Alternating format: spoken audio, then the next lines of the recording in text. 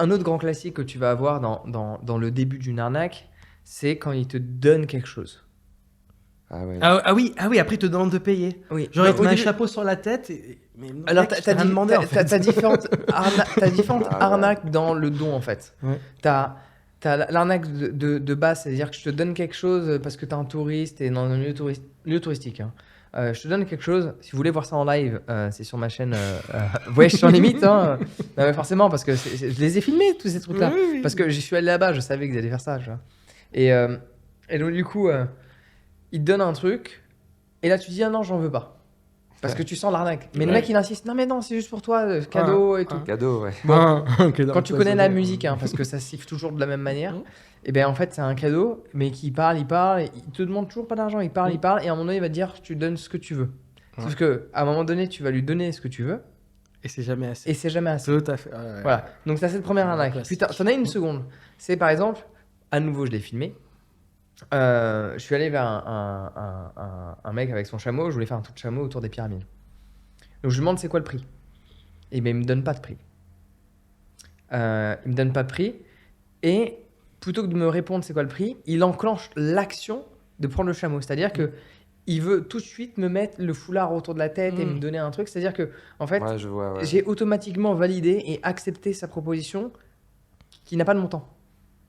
Et donc ça, c'est pas forcément un don, mais c'est en fait, il te met quelque chose, Ouais, il te met au pied du mur. il te met au pied du mur, c'est bon, t'es comme ça. ça. Et il y a une autre arnaque, notamment aux pyramides, et ça, ils le font plus sur des gens plutôt réservés ou sur des femmes seules. C'est qu'une fois que t'es sur le chameau, Alors, ils te descendent pas tant que t'as pas payé. ils te des sommes descendent pas tant que t'as pas astronomiques, des... Et parce que t'es bloqué en fait. Ouais. Et voilà, ça fait partie des arnaques que tu Il retrouves y a peu aussi un partout. truc, autant on m'a mis un chèche sur la tête ou ce genre de truc, après on m'a demandé de payer, j'ai dit mais non, mais je t'ai rien demandé en fait, reprends-le.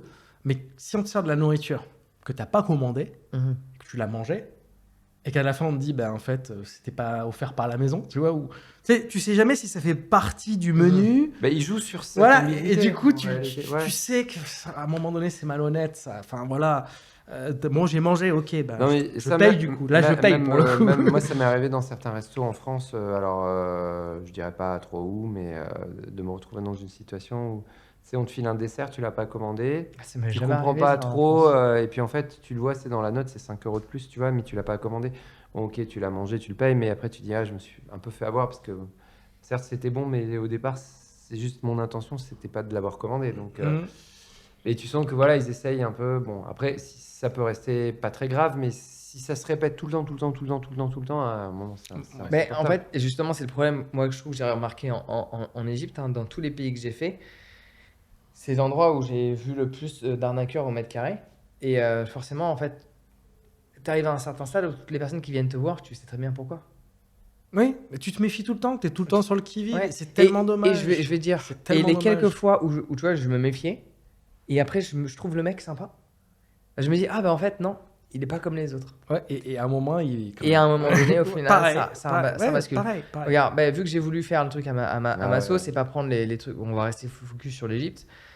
Et bah du coup, qu'est-ce que j'ai fait? J'ai pas pris les trucs organisés pour aller aux pyramides. Personne ne fait ça. Tu vois, il y a très peu de personnes qui se débrouillent eux-mêmes pour aller aux pyramides. Ils prennent tous les trucs organisés pour aller aux pyramides, etc. Je prends un taxi que je trouve dans la rue. Je négocie le prix, etc. On est d'accord. Et là, qu'est-ce qui se passe? Grand classique. Dès que tu vois quelqu'un dans ces pays-là sortir son téléphone et parler au téléphone, au bout d'un moment, tu te doutes bien qu'il va s'arrêter quelque part. Voir un de ses potes, te déposer à un restaurant d'un de ses potes, t'arrêter à une boutique d'un de ses potes. Bon, quelque part, Pote, cousin, frère. il va s'arrêter quelque part. Ouais. Et là, je lui ai dit, hein, parce que je connaissais la musique. Et il me dit non, non, non. Et au final, on s'arrête quelque part. Quelque part.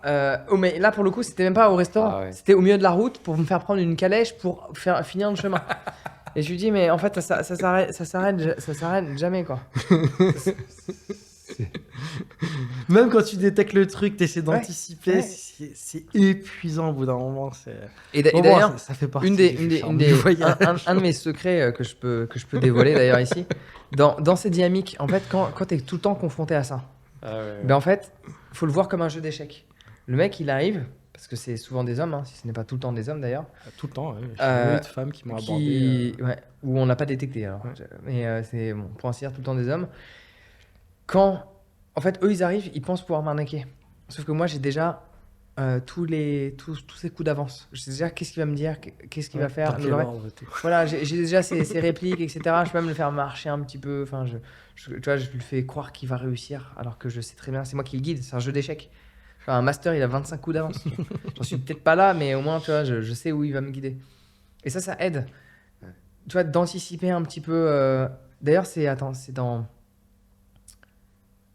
dans le stoïcisme, il y avait je crois que c'était Épictète, il avait un truc de. Ah, je sais plus c'est quoi cette pratique, mais c'était une pratique de toujours imaginer le pire. Mhm. Mais pas forcément en mode. Oh là là, non, mais imaginer le pire. Te préparer au pire, comme ça, Ouais, quelle que soit la situation, t'es prêt. Tu vois, quoi. de savoir comment Ouais. les choses peuvent se Oui, oui, dérouler oui. et Sans être pessimiste et être sans être réaliste. pessimiste, ouais. Voilà. Tu Ouais, te dis, ok, si je suis prêt au pire ou si j'ai pas d'attente, alors quoi qu'il arrive, c'est ok. Alors, si tu as apprécié cet extrait et que tu veux en voir un autre, clique ici. Et si tu veux voir le podcast dans son entièreté, clique là.